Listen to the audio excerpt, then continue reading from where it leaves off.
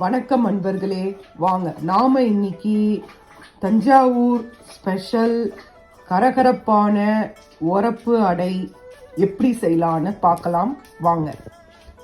உரப்படை செய்யறதுக்கு நான் 1/4 கப் இட்லி அரிசி எடுத்திருக்கேன், 1/4 கப் பச்சை அரிசி எடுத்திருக்கேன், 1/4 கப் கடலைப்பருப்பு, 1/4 கப் உளுத்தம்பருப்பு, 1/4 கப் முழு உளுத்தம்பருப்பு.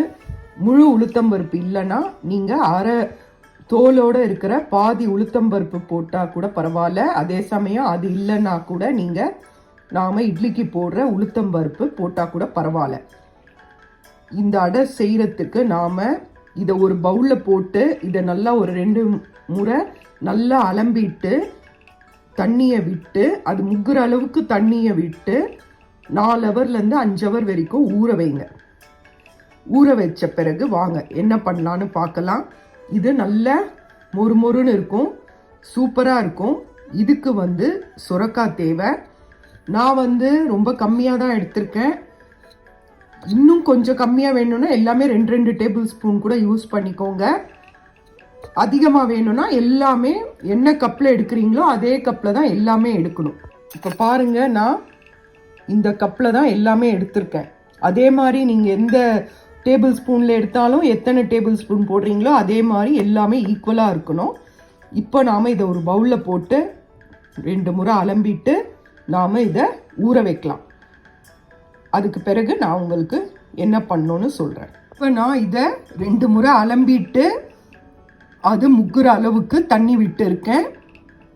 இதோட நாம் என்ன பண்ணுவோன்னா, நான் ஒரு 4 சிவப்பு மிளகாய், ஒரு காஷ்மீர் சில்லி எடுத்திருக்கேன். 2 காஷ்மீர் சில்லி, ஏன்னா இது ரொம்ப பெருசு. அதனால் நீங்கள் காஷ்மீர் சில்லின்னு தான் எடுத்துக்கோங்க. இல்லைன்னா உங்கள் காரத்துக்கு ஏற்ற மாதிரி 6 வரமிளகாய் அந்த மாதிரி போட்டுக்கோங்க, இல்லை கம்மியாக போடணுன்னாலும் போட்டுக்கோங்க. இதை நாம் இந்த அலம்பி வச்ச பொருளையே சேர்த்து ஊற வச்சிடலாம். அப்போ மசீரத்துக்கு ரொம்ப ஈஸியாக இருக்கும். அதனால் இதிலேயே போட்டு ஊற வச்சிடுங்க.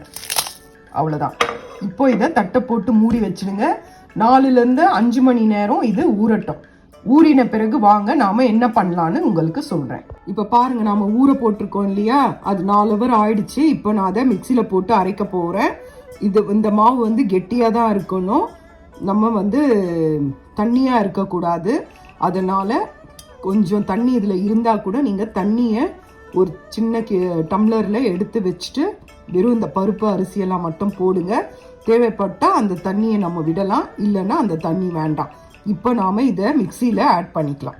நான் இதோட 1 ஸ்பூன் சோம்பு ஆட் பண்ணிக்கிறேன். நான் இப்போது 1/4 கப்பு தான், எல்லாமே 1/4 கப்புக்கான அளவுக்கு தான் நான் 1 ஸ்பூன் ஆட் பண்ணியிருக்கேன். நீங்கள் அதை இன்க்ரீஸ் பண்ணிங்கன்னா இதையுமே இன்க்ரீஸ் பண்ணணும். அதே போல் 1 ஸ்பூன் ஜீரகம், இதையும் நாம் மிக்ஸ் பண்ணணும். இதை நாம் இப்போ மிக்சியில் கொரன்னு அரைங்க. ரொம்ப மையாக அரைக்கக்கூடாது, கொரப்பாக அரைச்சி எடுத்துக்கோங்க. இப்போ பாருங்கள், நாம் மிக்சியில் போட்டதை நல்லா கொரன்னு அரைச்சி எடுத்தாச்சு. இந்த மாதிரி தான் கொரன்னு அரைக்கணும். இந்த மாதிரி கெட்டியாக அரைக்கணும், தண்ணி விடக்கூடாது.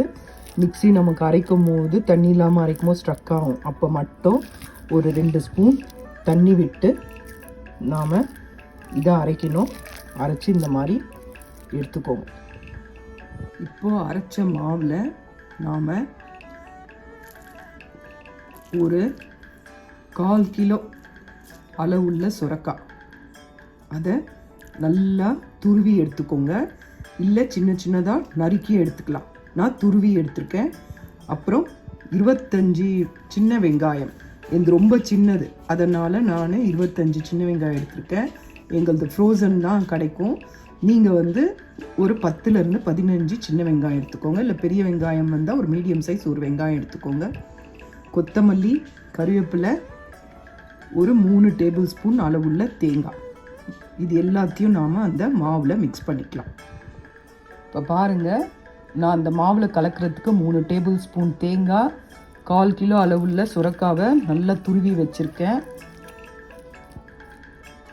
25 சின்ன வெங்காயம். பாருங்கள், மாவில் எல்லாத்தையும் கலந்துட்டு இதோட தேவையான அளவு உப்பை சேர்த்து நல்லா நாம் பிசைஞ்சு எடுத்துக்கலாம். இப்போ பாருங்கள், மாவை நம்ம எல்லாம் மிக்ஸ் பண்ணியாச்சு, உப்பு போட்டாச்சு, எல்லாம் போட்டாச்சு. இப்போ இதை நாம் நல்லா மிக்ஸ் பண்ணி விட்டுடலாம். இந்த மாதிரி கெட்டியாக தான் இருக்கணும். அதாவது இந்த பதத்துக்கு இருக்கணுங்க, கெட்டியாக தான் இருக்கணும். நாம் கரண்டியில் எண்ணெயில் போடும்போது அப்படியே இப்படி விழணும், அதை இப்படி இப்படி தட்டணும், அவ்வளோதான். இந்த மாதிரி கெட்டியாக தான் இருக்கணும். மாவு உருண்டை பண்ணால் வருது பாருங்கள். இந்த மாதிரி மாவை கெட்டியாக நல்லா பிசைஞ்சு வச்சுக்கோங்க. வெங்காயம், கொத்தமல்லி, கறிவேப்பிலை எல்லாம் கலந்து நல்லா வச்சுக்கோங்க. அவ்வளோதான். வாங்க இதை எப்படி செய்யலான்னு பார்க்கலாம். தண்ணி விடக்கூடாது. மாவு நல்லா இந்த மாதிரி கெட்டியாக இருக்கணும். சரிங்களா? நம்ம பேனில் போடும்போது இந்த மாதிரி கரண்டியில் எடுத்துட்டு நம்ம போடணும். நாம் இதை எண்ணெயில் தான் பொரித்து எடுக்க போகிறோம். அதனால தான் இந்த எண்ணெய் விட்டுருக்கேன். நாம் இப்போது அந்த மாவை அதில் விடலாம். எண்ணெய் காஞ்சதும் இது எண்ணெய் ரொம்ப இழுக்காது. கரண்டியில் மாவை எடுத்து அதை அப்படியே இதில் போட்டுருணும். போட்டுட்டு அதை இப்படியே கரண்டியாலேயே அமுத்திடணும். அவ்வளோதான்.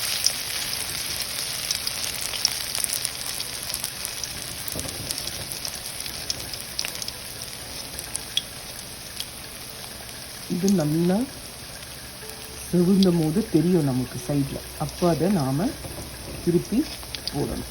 மீடியம் ஃப்ளேமில் வச்சுருக்கணும். ஏன்னா உள்ளே வேகாது. அதனால் மீடியம் ஃப்ளேமில் வைங்க. அவ்வளோதான். இல்லைங்களா? அப்படியே அடிப்பக்கம் நல்லா ப்ரௌன் கலராக வரும். இந்த ஸ்டேஜில் நாம் இதை அப்படியே திருப்பி போடணும். திருப்பி போடும்போது பார்த்து போடுங்க. ஏன்னா எண்ணெய் இருக்கு அடியில், அதனால் தெளிக்கும். ரொம்ப கேர்ஃபுல்லாக போடுங்க. நான் என்ன அதை கான்சன்ட்ரேட் பண்ணுறேன். இப்போ பாருங்கள், திருப்பி போட்டுட்டேன். அவ்வளோதான். இது செவந்ததும் நாம் எடுத்துடலாம். அவ்வளோதாங்க. இது ரொம்ப நல்லாயிருக்கும். வெஜிடபிள்ஸ் இருக்குது, அப்புறம் நிறைய தால் இருக்குது.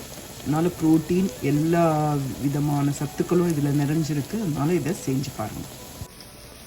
நான் சொன்ன அளவுக்கு 6 அடை தாங்க வரும். இதை வச்சு நீங்கள் எப்படி செய்யணுமோ செய்யுங்க. பாருங்கள், தஞ்சை ஸ்பெஷல் உரப்படை ரெடி. இது ரொம்ப நல்லாயிருக்கும். நல்லா கரகரன்னு இருக்கும், சூப்பராக இருக்கும். உள்ளே சாஃப்டாக இருக்கும், மேலே நல்லா முறுமுறுன்னு இருக்கும். இதை செஞ்சு பாருங்கள். இது ஹெல்த்தியான டிஷ்ஷு. இது ப்ரோட்டீன் அதிகமாக இருக்குது. அதனால் இதை செஞ்சு பாருங்கள். இது ரொம்ப ரொம்ப உடம்புக்கு நல்லது. இது நல்ல டிஷ்ஷு. அதனால் செஞ்சு பாருங்கள். பிடிச்சிருந்தால் இந்த வீடியோவுக்கு லைக் பண்ணுங்கள்.